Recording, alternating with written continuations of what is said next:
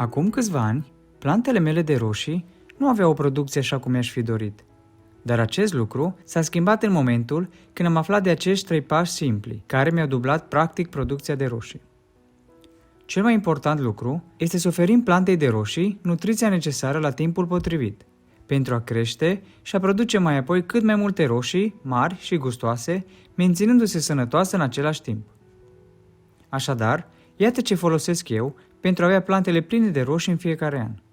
Cei care urmăresc acest canal știu că eu sunt adeptul soluțiilor naturale și biologice. Așadar, primul pas, înainte de a planta roșiile, vom pune la rădăcina fiecarei plante acest gunoi de graj peletizat.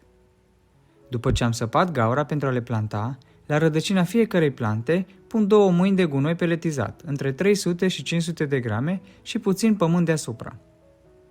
Gunoiul de grajd este perfect pentru faza inițială de creștere a plantei de roșii, deoarece este bogat în potasiu, fosfor și mai ales azot, care este esențial pentru creșterea și dezvoltarea tulpinii și a frunzelor. Dacă nu ați pus la rădăcină inițială acest gunoi, putem adăuga 2 mâini de gunoi peletizat deasupra solului în jurul tulpinii odată plantată roșia. În acest fel, de fiecare dată când veți uda, veți oferi nutrienții plantei și veți stimula creșterea acesteia. Pe lângă faptul că adaugă substanțe organice, gunoiul de grădină îmbunătățește structura solului și capacitatea acestuia de a reține umiditatea. Fiind sub formă de peleți, are și avantajul că eliberează nutrienții treptat. Al doilea pas este folosirea unui îngrășământ tot natural pe care îl folosesc la câteva săptămâni după plantare, odată ce planta de roșii a crescut. Este vorba de cenușă. Presărăm o mână de cenușă în jurul tulpinii deasupra pământului, iar la fel ca și în cazul gunoiului peletizat, de fiecare dată când vom uda planta, vom oferi nutrienți acesteia. Nu folosim prea multă cenușă ca să nu afectăm pH-ul solului. Cenușa este foarte bogată mai ales în potasiu și fosfor, care stimulează producția florilor și fructificarea. Vom obține astfel roșii mai multe și mai gustoase. Pe lângă potasiu și fosfor, conține și calciu, magneziu și alte minerale. Calciul și magneziul sunt foarte importante și ele pentru plantele de roșii, ajutând la procesul de fotosinteză, menținând frunzele verzi. Lipsa de calciu o recunoaștem prin putregaiul prezent la nivelul apical al roșilor. Astfel, în faza inițială, ofer plantei un îngrășământ complet bogat în azot, fosfor și potasiu pentru creșterea și dezvoltarea plantei, iar în a doua parte folosesc un îngrășământ bogat în potasiu și fosfor pentru favorizarea fructificării. Al treilea pas este mușurăirea plantelor de roșii. Ce înseamnă acest lucru?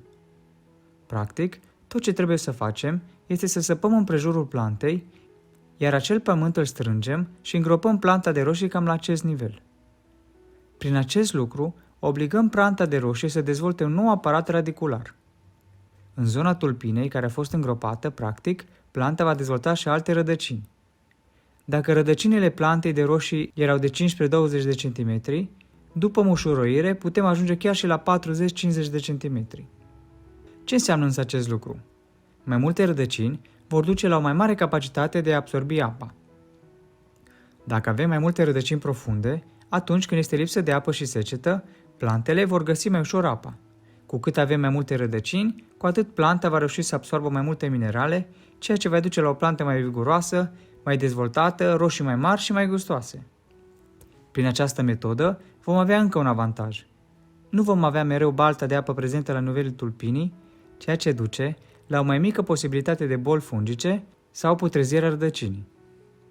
Eu fac toți acești 3 pași în fiecare an, iar de când folosesc această tehnică și aceste îngrășăminte naturale, mi-am dublat practic producția de roșii.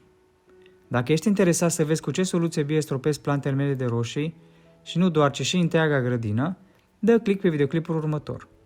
Iar dacă ți-a plăcut acest videoclip, nu uita să distribui, să te abonezi la canalul nostru de YouTube și să urmărești pagina noastră de Facebook. Vă mulțumim!